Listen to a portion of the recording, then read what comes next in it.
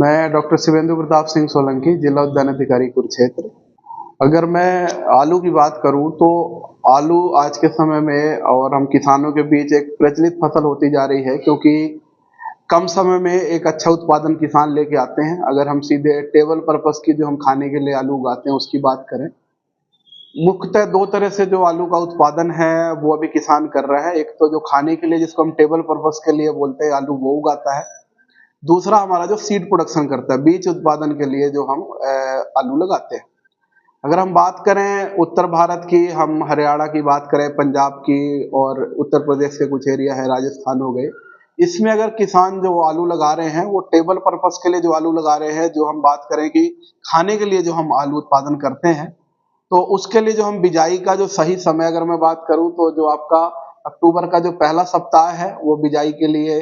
सही समय होता है। उसमें हम लगभग 60 से 65 दिन में आलू हमारा टेबल पर्पस के लिए रेडी हो जाता है, जो किसान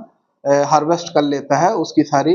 खुदाई करके और उसको सेल कर देता है। अगर हम सेम इसी की बात करें कि बीज उत्पादन के लिए जो आलू किसान उगा रहा है, बीज उत्पादन के लिए किसान लगभग 20 अक्टूबर के आसपास आलू की बिजाई करता है, और बिजाई ये आलू की कर सकता है। जो लगभग हमारा 20 से 25 जनवरी के आसपास हम डीहॉल्मिंग का प्रोसेस बोलते हैं, जिसको हम पत्ते हटाते हैं, जिसमें आलू की हम बात करते हैं, वो हटाना जरूरी होता है। उसके बाद ही आप एक अच्छा सीड प्रोडक्शन ले पाते हैं। दूसरा अगर हम बात करें कि सही जो एक तापमान की बात करते हैं कि आलू लगाने का एक सही समय कौन सा होना चाहिए, किस समय किसान भाई ध्यान देना चाहिए, जैसे मैंने अक्टूबर फर्स्ट वीक की बात करी कि बिजाई का जो समय है, तो उसमें थोड़ा एक ध्यान देने वाली बात यह है, जब आपका दिन का जो तापमान है वो 30 डिग्री और रात का तापमान जो 20 डिग्री हो जाए, इस तापमान पे अगर आपका जो वातावरण आ जाए तो वो सबसे सुटेबल होता है जो आपके आलू की प्लांटेशन के लिए, आलू की बिजाई के लिए। अगर हम बात करते हैं कि अभी जो हमारा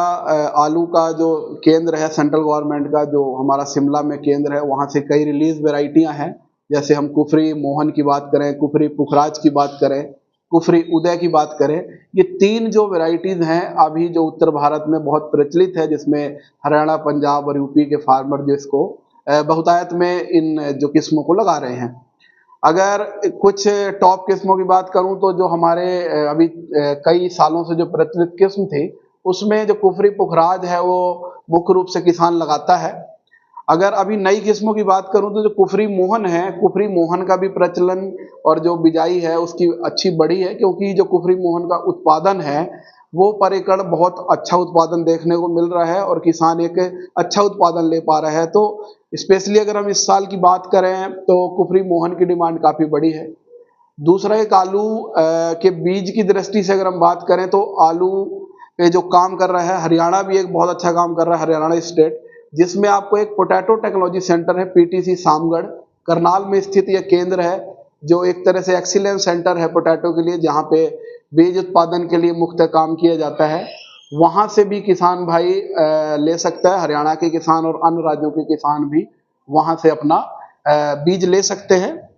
तो एक बहुत अच्छा केंद्र है हरियाणा सरकार का, जिससे आपको एक अच्छा आलू का बीज मिल जाता है। वो भी एक बहुत प्रचलित संस्थान है, जिसमें आपको हर जनरेशन की बात करें कि हम G1, G2, G3, इन सब तरह की जो आपकी जो जनरेशन के आलू है उनका बीज अलग अलग रेटों पे उपलब्ध है। दूसरा इस समय बहुत प्रचलन में मिनी ट्यूबर है, जो एक छोटा, जिसको किसान आम भाषा में एक छोटा आलू या गोटी आलू इस तरह से अलग अलग भाषाओं में उसको बोलते हैं, जिसको हम इंग्लिश में मिनी ट्यूबर कहते हैं। उसके माध्यम से भी हम पोटैटो की बिजाई कर सकते हैं। तो एक बहुत अच्छा बीज रहित और बिल्कुल मतलब रोग रहित और आपका इंसेक्ट पेस्ट डिसीज से बिल्कुल मुक्त जो आपको बीज है, वो एक इस तरह का मिनी ट्यूबर आपको मिलता है, जिससे एक अच्छा उत्पादन देखने को मिलता है। तो टोटल कितनी किस्में हैं जो शुरुआत में लगाई जा सकती हैं?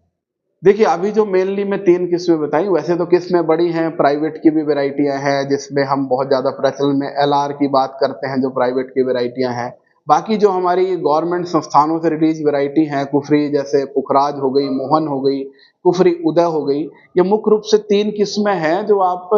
बहुत अच्छे तरीके से, मतलब अच्छा एक अच्छा उत्पादन है किसानों के बीच में। इनका जो प्रचलन है, जो किसान के लिए बहुत अच्छी मतलब पसंद की जो वेराइटियां हैं, ये सारी ये किसान उत्तर भारत में लगा रहे हैं। अभी कुछ सालों से कुफरी जो मोहन है, वो अभी थोड़ा सा ज्यादा चलन में आ गई है क्योंकि वो भी एक अच्छी वैरायटी निकल के आ रही है। तो 1 एकड़ से कितना प्रोडक्शन मिल जाता है? एक एकड़ से लगभग अगर हम बात करें तो लगभग आपको 126 लगभग 100 से 120 क्विंटल का आपका जो प्रोडक्शन है वो निकल के आता है। तो खाद वगैरह क्या डालें, कितना डालें? तो